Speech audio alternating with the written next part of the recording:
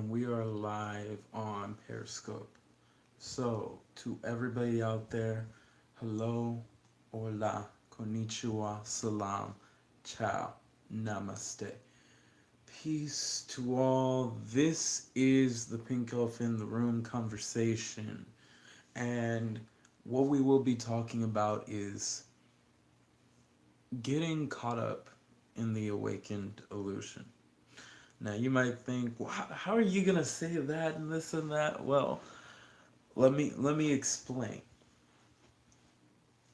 because I know for some people they'll think, well, I'm slowly awakening who I am, and now you're telling me being awakened is an illusion. There's an illusion even in that. If you feel this resonates with you, however, don't hesitate to leave hearts on Periscope. Don't hesitate to leave likes on YouTube. And please, I do desire to hear your comments because this is a conversation between all of us in understanding who we are, if not more, and growing who we truly are as one. So, without any further ado, I'm going to begin with simply this. You're caught up in an awakened illusion. Now, some people might think again, like, how?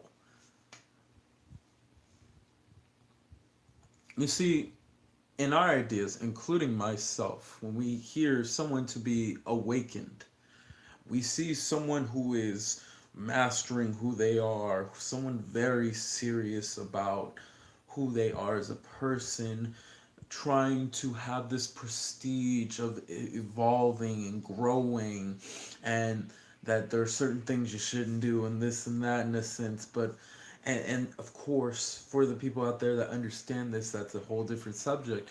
But there are people out there, including myself at one point, who saw it like that. But I can tell you one thing, that here's one big illusion with awakening. Awakening is not being serious all the time. You need to have your time to laugh. You need to have your time to be angry. You need to have your time to cry your tears, to feel your frustrations. You need your time to bloom. In fact, you don't even need anything, but this is something that will grow who you are as a person. It evolves you, allowing you to wholeheartedly love yourself. There's, of course, people who could tell you how you should do this and that and X, Y, and Z, that it needs to be done like this, but there are no rules to awakening who you are. I do admit, however, there are natural rules that would most likely serve you in growing who you are. Hence why when we were talking in the last video about unconditional love, it's not about, you don't really need to do that, but it would serve in your evolution of growing who you are, because at the highest version of who we are love. Nothing more, nothing less. This is not even close to who we are, in a sense. That is just simply the natural law of things, not the normal law we follow. We follow a normal law, believing that these things are the way they should be, and we also follow sometimes a normal law, believing these are the things you need to know and being awakened. For example, we believe we need to force people to believe in what we're saying and everything going on out there, in telling them how they're wrong and we're right. There is no person who's wrong, and that is an approach I don't even take anymore. And the reason I don't take that approach anymore is because at the end of the day, there will be people who will desire to listen because they called that forth, and they desire to hear that information for themselves because they want to grow who they are. And there will be people who will see it as though it's a waste of their time, and that is their choice. That is the biggest thing that most people may not realize. We feel that we get upset at people who create content, who create books, who create shows, video, like speak on stage and so on and so forth. And we will, the funny thing about growing, evolving, and mastering who you are, being your godhood, is the truth is People will love you and people will hate you for who you are.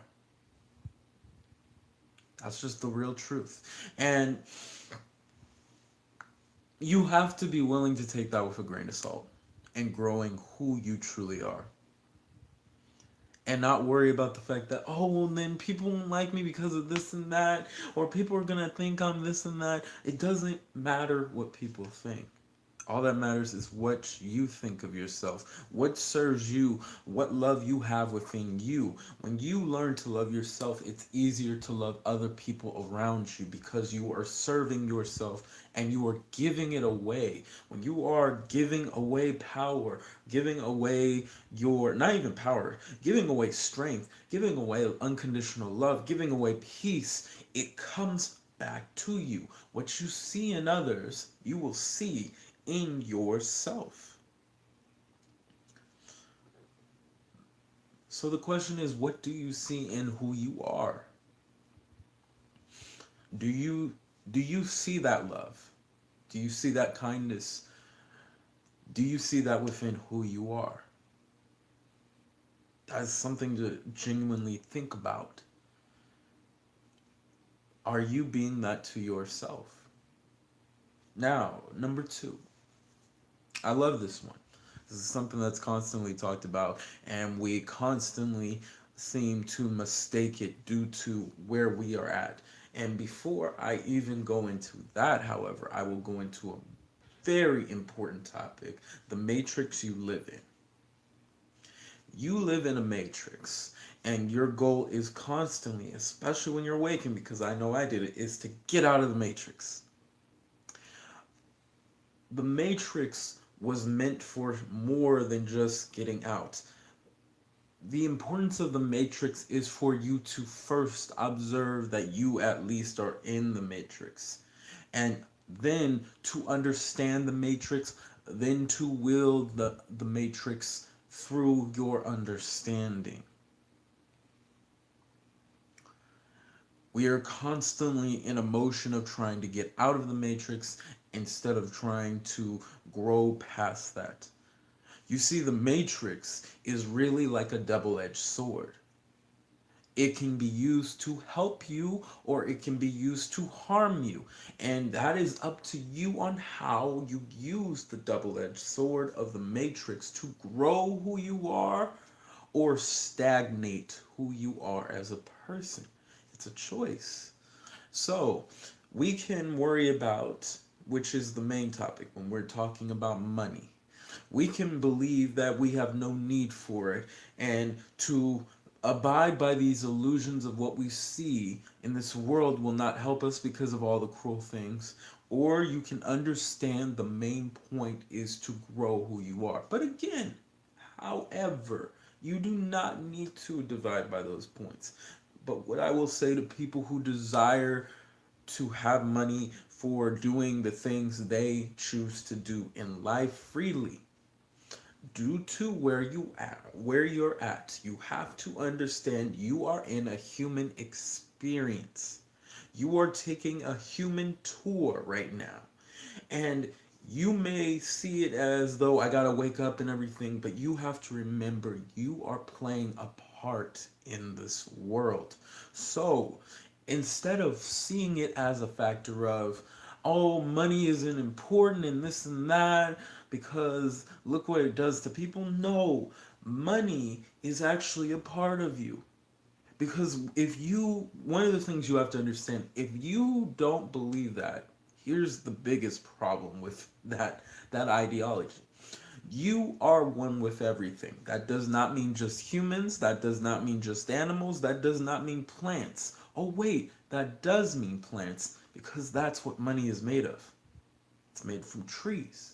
But not just trees, you are the air, you are your television, you are the lights, you are your cameras, you are literally every atom in the air. You are all everything.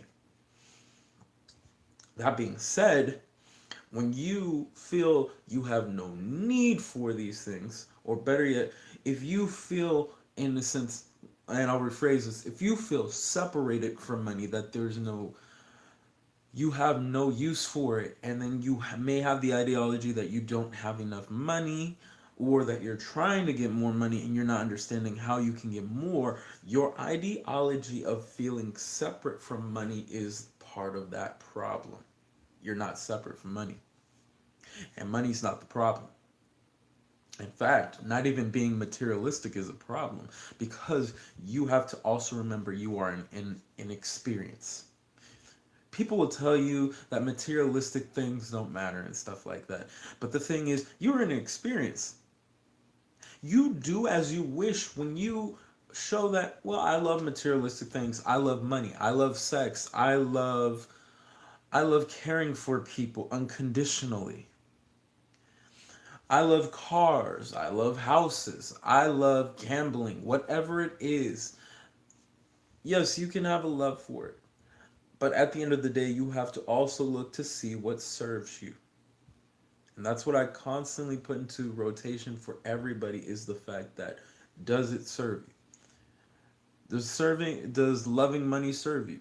Yes, because it grows and gives you a relationship connection with money, knowing that it is something you enjoy in your life, and that due to knowing inside of you the wealth, the money does not calculate the inches of who you are. It is simply something of a use. It is simply a device, a part of your wealth to exchange and understand it. Unconditional love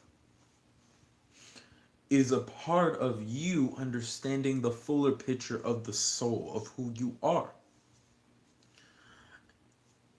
Understanding these pieces to you are vitally important.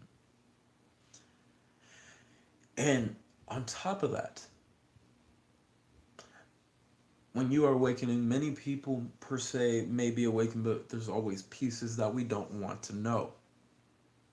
And that is okay. But when you are desiring to get to that point, you have to understand in a sense that evolving yourself, you can't deny everything, and on top of that, you have to understand that there are consequences to anything you choose in this world, period. So if you are the person who does not feel money is needed and you're against corporations and stuff, and I understand that, by the way, but if you feel that way, you might feel on the other side that you still don't have enough money, and you're trying to figure out ways to get more money, but you don't get it, and you're blaming it on all these corporations instead of looking in yourself and creating something out of that one way or another, for the love of money, for the love of materialistic things, for the love of yourself, instead of worrying about that. You're creating the consequence of feeling there's not enough, or the consequence of not knowing, or the consequence of simply being the ideology of what everybody else thinks, that money is bad, money is evil, or that bad people who get a lot of money are greedy and this and that. And that's what goes on in our heads sometimes. Or not. Maybe it does, maybe it doesn't. Unconditional love.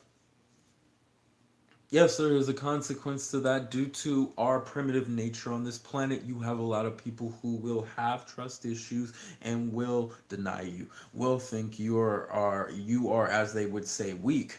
But the problem with that, and I said this a few episodes back, was you are not the weakest nor the strongest. You are the strongest. All of you. You are the strongest force. And just like I said with Star Wars, let the force be with you. Because you are all one. There is no difference from the girl across the street, from the guy across the street, from the homeless person on the street, from the wealthy person in the building. There's no difference. The only difference is what you are creating as an experience as of now. That's all. That's literally all it is.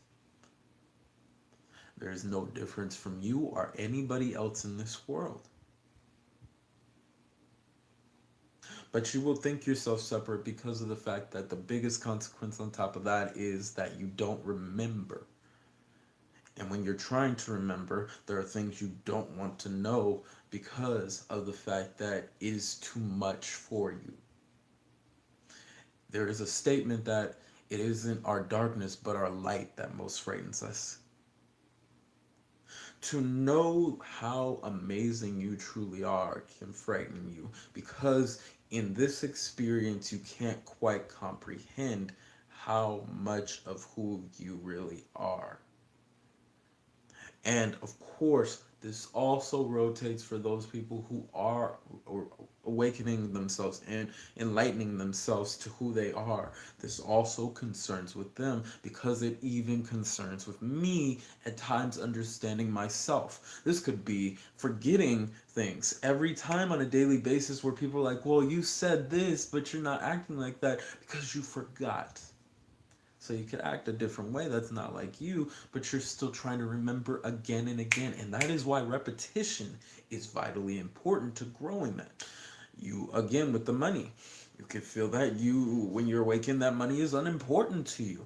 But you play a key role in this matrix. This is a game. This is a tour, a humanistic tour. So it is up to you on what you are going to do to grow and plant the seeds within yourself to create something amazing. That is your choice.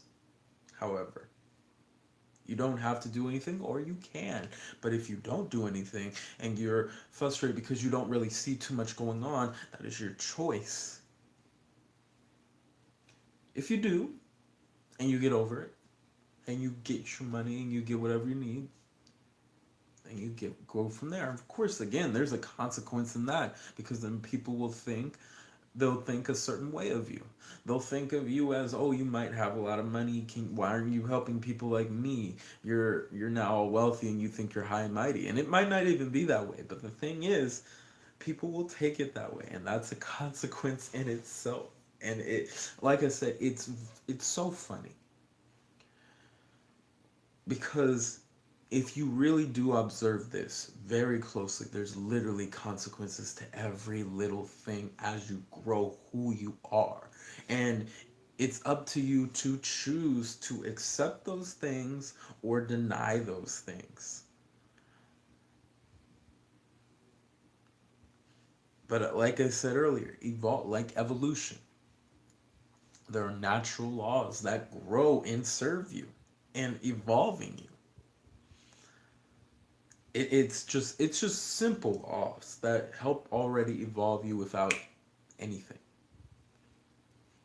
For example, there was a story I heard earlier today from a mentor of mine who I've heard of, Neil Donald Walsh. He was talking about how he was, I believe, in Barcelona, and not him. I'm sorry. There was a guy who was talking about him being in Barcelona, and someone took his phone, and what he had stated was that he would run to that guy and he would offer him 300 euros to give back his phone because he needs the data and the phone's important to him. But if you want to buy a phone or more than one phone, he'll give you 300 euros. What he's doing is giving that person a chance to grow who they are within themselves. And some people will possibly think that that person's crazy. That whatever he's doing is a bunch of nonsense. Or there might be people who might say, that's interesting. Why would he do that? And that right there is a choice and a consequence of what you can create in your life. But what I would say is don't look at these choices you make as negative when I say consequences. If you desire to serve something in your life, then excuse me, then allow yourself to serve who you are. Don't worry about what other people think, what other people say. If you desire to be with someone in your life, do not just immediately off the bat judge someone because of who they are, because you have no clue where anything can go. You are judging off of something you don't know. And that's something we put in our minds, is that we will say something to someone and we'll think this way, that, you know,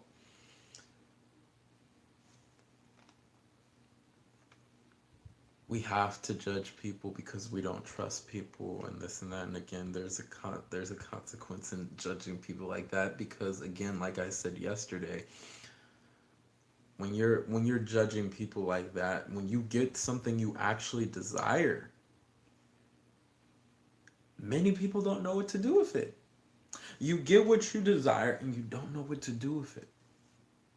And this is why it's vitally important to see what's in front of you. Observe what's in front of you. Observe what's right there. Observe what you desire. And instead of, no, it doesn't exist, how would you know? Have you looked in the mirror? Many of us get those things at times and we are not very observant of it. And we do nothing when it comes our way. And I can say that because that has happened to me before. When I've desired something so much in my life, that I actually pushed it away from me. That is what we do.